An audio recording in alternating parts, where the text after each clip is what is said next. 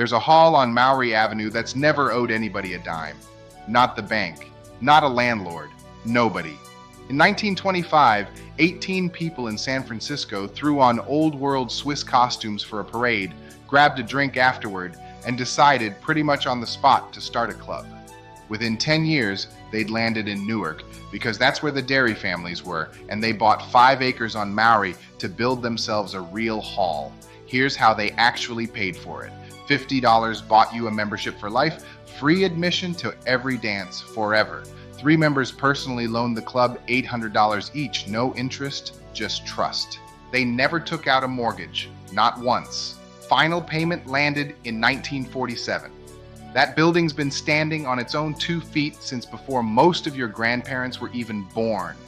Every single time the thing that built it started fading, the club found somebody else to share the floor with, a German dance club in the 60s, a jazz and fondue night as recently as 2018, and a poker game running several times a month even now. I've got my own history with that hall, actually.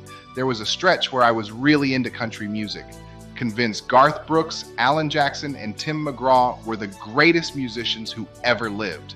Don't ask. I wanted to line dance. And this was before Google. So finding a place meant actually driving around town looking for one. I found it on a Wednesday night, Swiss Park. Packed kids, adults, everybody doing the cowboy cha-cha, the watermelon crawl, the boot scoot and boogies. So I got the boots, got the hat, showed up every Wednesday for a whole season.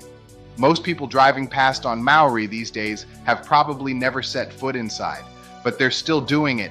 Dances and events all the time. Check the schedule.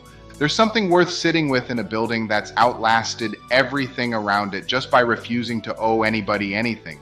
And if you've ever lost sleep over carrying a 30-year mortgage, that's not a bad way to think about it. Slow and paid off beats fast and financed more often than people want to admit.